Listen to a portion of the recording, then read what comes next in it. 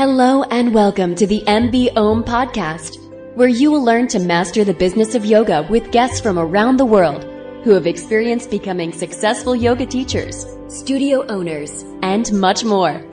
Now, here's your host, Amanda Kingsmith. Hey everyone, and welcome to another episode of the MB Om podcast. I'm really excited for today's episode because it's another solo episode, and it's been a number of weeks since I've done a solo episode. I've been traveling in Japan with my boyfriend Ryan and a couple of our good friends, and it's been an absolute blast to just take a little bit of time off. If you follow me on Facebook or Instagram, you saw they posted the other day about how taking time off is actually really important for your business, and I truly believe that. I think that if you want to be a successful entrepreneur, you really need to take downtime. And one thing that I've learned about downtime is that you get this opportunity to really miss what you do. So you take this time off and then all of a sudden your head fills with ideas. So that's what I found over the last 2.5 weeks for me. I definitely haven't not been working, but I scheduled podcast episodes in advance. I haven't been doing interviews. I haven't been doing solo episodes.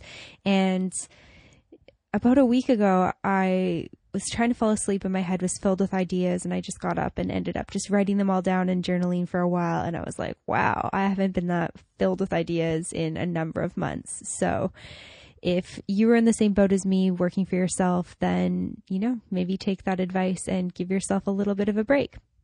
But so taking time off is not the topic for today's episode. The topic is something that I wrote about on the blog a couple of weeks back. It's about comparison. And comparison comes up basically in all elements of life. And there's a quote around comparison that goes, "Comparison is the thief of joy."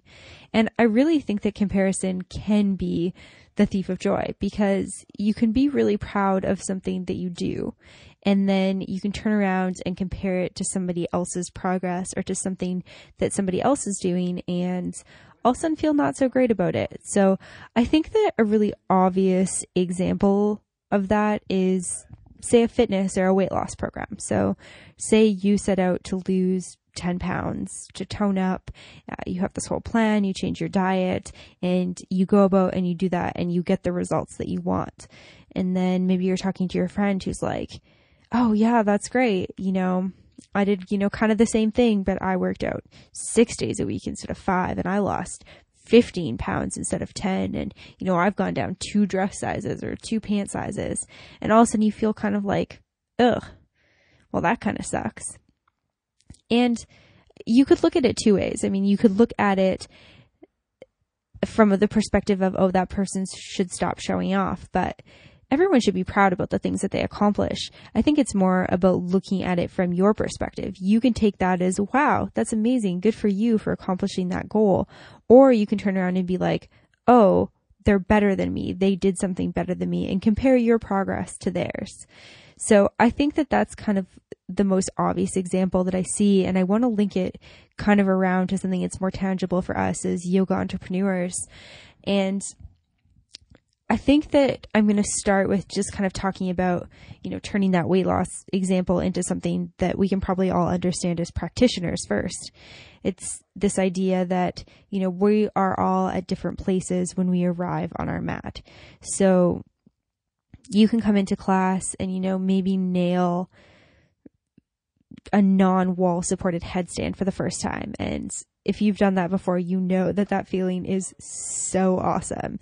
It's so great when all of a sudden you realize that you're supporting yourself upside down with no wall and no person.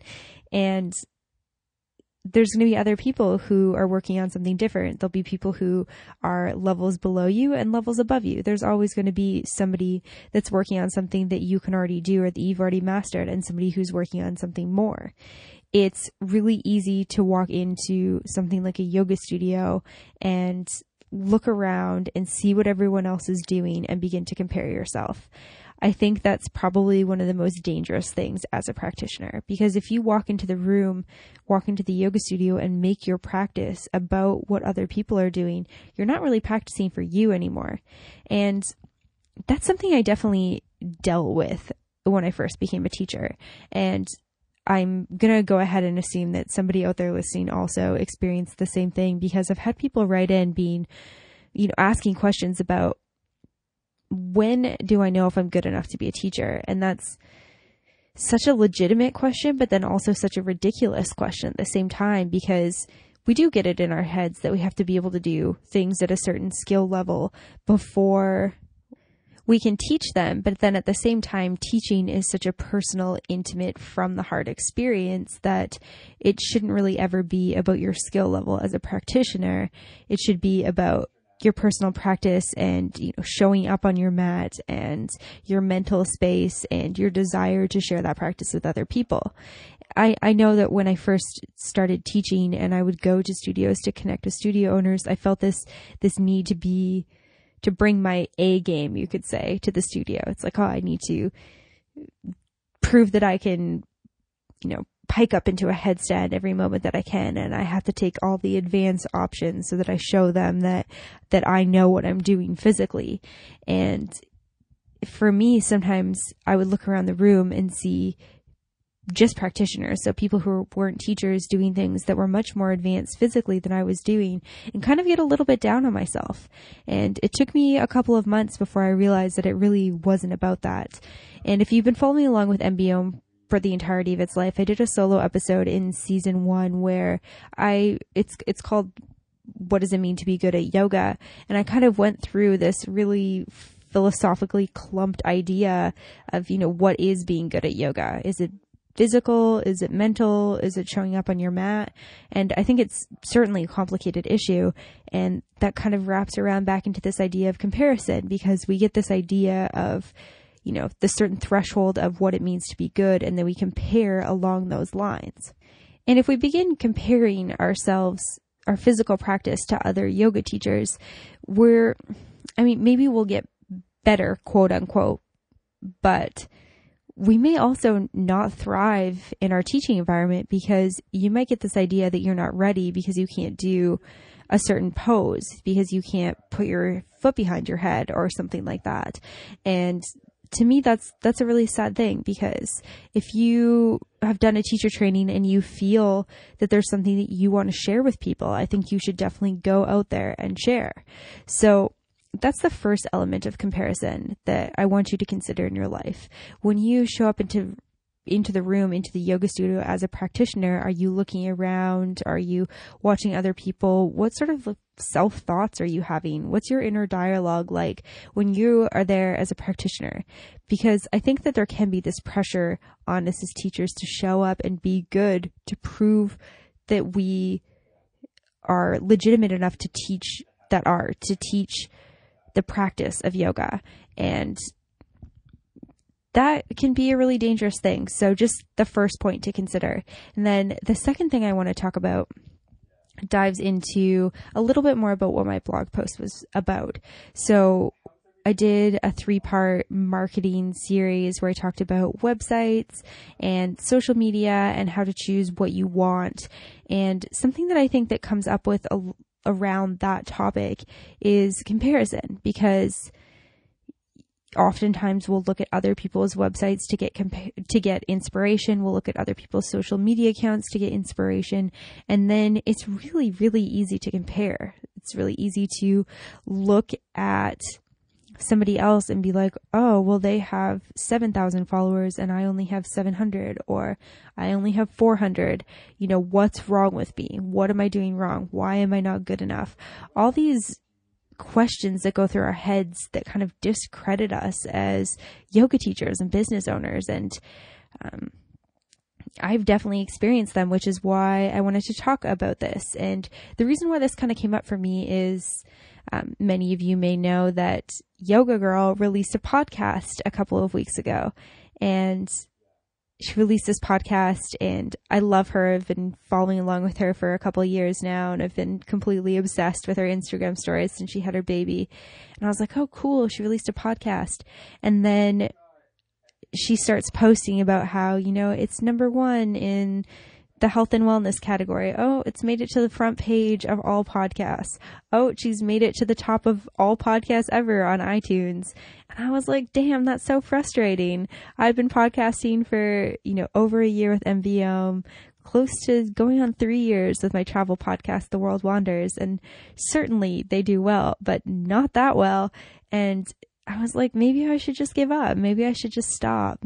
I'm never going to be Yoga Girl because I don't have 2 million followers on Instagram. And, she can just release a podcast and have a sponsor right away and be making money off of it and have all these listeners and all these really great positive reviews. Maybe I should just stop. Then I thought to myself, man, that's like what I talk about with my readers and my listeners as business owners. That's so, so dangerous. And so I journaled about it and I thought about it a little bit and I was like, well, I really like this podcast. I've listened to all the episodes. It's really interesting. Her authenticity and her stories are amazing. She's so much great stuff to share from her experience as a yoga teacher and an entrepreneur. So if you're not already listening to it, you should go listen to it. And then I kind of reframed my thoughts to, well, her audience is yoga teachers and my audience is yoga teachers. And something I've struggled throughout the entirety of the life of MBOM is so many yoga teachers are like, what's a podcast? Where do I find a podcast? What's this thing you want to interview me for? What's this thing you're telling me I should go check out? Wait, how do I get it? And I thought, if Yoga Girl has a top podcast and yoga teachers like Yoga Girl, that means yoga teachers and yoga practitioners are going to get into podcasts, which is actually really great for me. And I completely reframed it to this whole different perspective. And so that's what I really want to talk about today, is that comparison can be really, really dangerous in this idea of, this person is better than me, therefore I should not do this. But then thinking about the other opportunities that are around that. So if you see a website, for example, and you think, wow, that person's website is so good and it makes me feel really bad about mine. Well, maybe you don't actually love yours that much. Maybe it's time for a revamp. And in fact, that happened to me this year.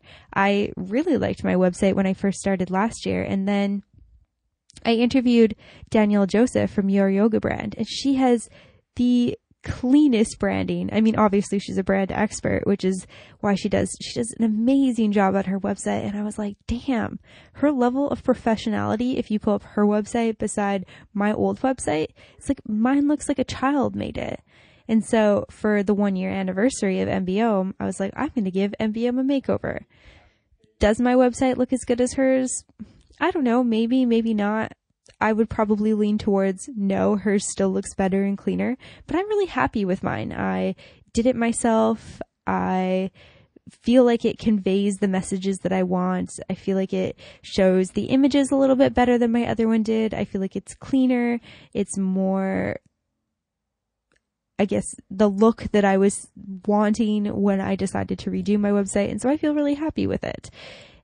That could have easily been this, oh, I don't like my website. I don't have money to pay Danielle to redo my website. So, my website just sucks and my business is going to fail. Instead, I took it as this opportunity to, kind of turn in and be like, well, if I'm comparing my website to somebody else's, maybe I'm not that happy with my website. And it turned out that I wasn't that happy with it anymore. I just felt like something different. And I think that that's a really, really key perspective to come from, to remember that things will always change in your life, especially when it comes to your business. And if one day you wake up and you're thinking to yourself, I hate this logo, change it. Or if you find yourself looking at somebody else's studio logo and being like, wow, theirs is so much better. Their classes are filling up more because of it. Maybe it's that, but maybe it's not. Maybe it's that you don't really like your logo and then you're bringing kind of a sour energy into the room, and that's, people are picking up on that. So just thinking about how you can turn that comparison into something productive for yourself. And so I think that is really the key in my opinion onto how to prevent or stop comparison happening in your life. Because it's one thing to look at your life and identify these areas being like, okay, yes, I compare myself in my yoga practice because I feel unconfident as a yoga teacher and I feel like I need to prove myself. Okay, great. We can work with that. Or I feel unconfident with my business because I've never ran a business before and I'm really uncertain. Do I need business cards? Do I need a website? Should I launch on social media? Now I only have 200 followers. Everyone else has more. Should I just stop? It's identifying these things is great. We can work with all of that. But then there's this question of, what do we do? And how do we stop comparing ourselves? Because ending the comparison is something that I think all of us can relate to that feeling of. It's not a nice feeling to find yourself comparing yourself to somebody else and getting down on yourself. And I think one of the key things is knowing that comparison is probably always going to pop up in your life and in your business. You see children do it. We do it from a very young age. We do it through school and we continue to do it as we're adults. So I think that number one is awareness, bringing awareness to it. And then 2, knowing how to shift your perspective. So seeing it come up like I did with the podcast with Yoga Girl. And then 2, shifting it almost immediately. So that period of comparison didn't last very long. It lasted maybe an hour, maybe a couple of hours. It didn't even last an entire day for me. But I have actively worked on non-comparison in my life. It's something that I really struggled with a number of years ago. I struggled with it in my yoga practice, in things like running, in fashion, in my social life, with my body image. And it took a lot of journaling and meditating and getting clear on why I did it. And so number 3 is self-confidence. If you're comparing yourself a lot and you're finding yourself getting stuck in these ruts of comparison, shaming yourself, thinking that you're not good enough, you are probably suffering from some low self-esteem. And I've done an episode on yoga and self-esteem where I talked about how The 6 Pillars of Self-Esteem by Nathaniel Branden is one of the books that changed my life the most. And I've done it by audiobook. I've gone through it a number of times since I first discovered it back in 2014. And I think it's kind of one of those books that I'll come back every year and just kind of like flush out my self-esteem. And Nathaniel Branden talks about in that book about how self-esteem is constantly changing. And sometimes we have higher self-esteem in some areas at certain points in our life and lower self-esteem in other areas. So I think that even if you have high self-esteem, if you decide to quit your job to become a yoga teacher and you start this yoga business, so say you decide to delve into opening your first yoga studio and you have no experience running any type of business, you definitely don't have experience running a yoga studio, all of a sudden your self-esteem around that can feel really, really low, and you'll find yourself consistently comparing your ideas to other people's ideas, or going to yoga studios and comparing what you're thinking with what they're doing, or once you open, comparing class sizes. And that can come from just feeling a little bit uncomfortable and uncertain with ourselves. And so I think to deal with that is to do things that boost your self-esteem. So I think that personal development, reading books, listening to podcasts, journaling about it, getting really clear on it, meditating, really introspective ideas where you can understand those thoughts and feelings. Because if we continue with the yoga studio example, I think it comes from the fact that you have never done that before. Of course you're going to feel uncertain. Of course it's going to be scary. Of course you're going to worry if people show up or not. That's totally normal. I think that every single yoga studio owner could relate to that feeling. And I would almost guarantee that any yoga studio owner who's opening a new yoga studio would still feel that feeling. It's kind of like this idea that teachers still get nervous even after teaching for 15 years. It's if you're teaching in an environment that you've never taught before, for sure you're going to feel uncomfortable. For sure you're going to look at that teacher that teaches before you and go, oh crap, I am not that good. And just understanding where those thoughts come from can be massive. It can be hugely beneficial to understand the thought processes that are happening within and to get clear on why they're happening.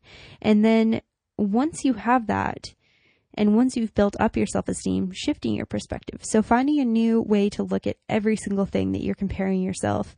And if it's comparing yourself because you think you should do something or you think you should have something different, then looking at that as well. So a quick example with that would be social media. I think a lot of us can relate to this idea that we should be something on social media as yoga teachers, or, maybe we should all want to be yoga girl or Kino yoga or beach yoga girl, who all have massive followings on Instagram, and that, we should post these photos in our bathing suits or whatever. And maybe you should, maybe that's what you want to do for your brand. Getting clear on what your intention is huge here. I was talking with Brittany Hiller on a number of podcast episodes ago, and she was saying how she started teaching and she messaged Catherine Budig to be like, how did you become so big? And Catherine wrote back to her and, gave her a couple pieces of advice, and Brittany started kind of implementing those a little bit and realized that, oh, I don't want to be Instagram famous. That's not what I want. And I can definitely relate to that as well. I was like, okay, I'm going to grow my Instagram following. And then I realized that I don't want to play the follow unfollow game. I don't want to play the auto commenting game. I don't want to spend hours and hours building my following. I want the people who resonate and relate to the things that I'm putting out there, that I'm talking about, to organically enter my life. And I feel like that happens. Sure, my following is a lot smaller than a number of other yoga teachers or maybe yoga podcasts, but it is growing slowly and I'm happy with the growth that it's had. But it's taken me getting clear on what I want. So thinking about what you actually want. And if you want to be Instagram famous, there is absolutely nothing wrong with that. It's really important to know that when it comes to these concepts, they're not black and white or right and wrong. There's not one thing you should do or one thing you shouldn't do. You should really sit down and think about, what do I want out of my business? Where do I see myself in 5 years? Where do I see myself in 3 years and 1 year? What am I using social media for? What is my website platform serving me for? How is it serving my business? What do I want it to look like? What do I want people to feel when they arrive? Do I want it to look like this other person's? Do I want my Instagram account to be like this? Do I want it to be that big? Is this who I am? Do I want to put this image out to the world? Do I even care if I can do that yoga pose? Like, do you really care if you can put your foot behind your head? And if you do, that's amazing. Work towards that. You have a goal now. Strive towards it. Turn that comparison into something productive that you can work with. And if you don't care about that, then let it go, because it doesn't matter. And so I think that's the key to dealing with comparison. Is it's going to come up. It's going to be there. Learn how to cope with it, become more confident in yourself, and then understand where that comparison comes from and get clear on if it's something that you could turn into something productive or something that you need to just let go of. And I definitely want to acknowledge and let you know that I'm aware that that is way easier said than done. Please know that this is a practice, but if you're suffering from comparison in your life or in your business, know that you don't need to be suffering from this, and that there are ways to deal with the comparison, and there are ways to not compare yourself as much to other people, or to look at that comparison and turn it into something really great. So that's where I'm going to leave this today. Definitely head over to the blog, www.mbomyoga.com/blog. You can just click on the blog tab when you get to the website. There's a post there about how to practice non-comparison in our business. And it kind of ties in really nicely to this podcast episode and this topic that we're talking about today. And if you do have any questions or anything that you do want to chat about a little bit more one-on-one, definitely just send me a message at info@mbomyoga.com. On the same vein as that, if you have suffered comparison in your life and you have a different strategy or technique that worked for you that you want to share, same thing, shoot me an email, send me a message. I would love to hear from you. I always love hearing how other people deal with things in their life.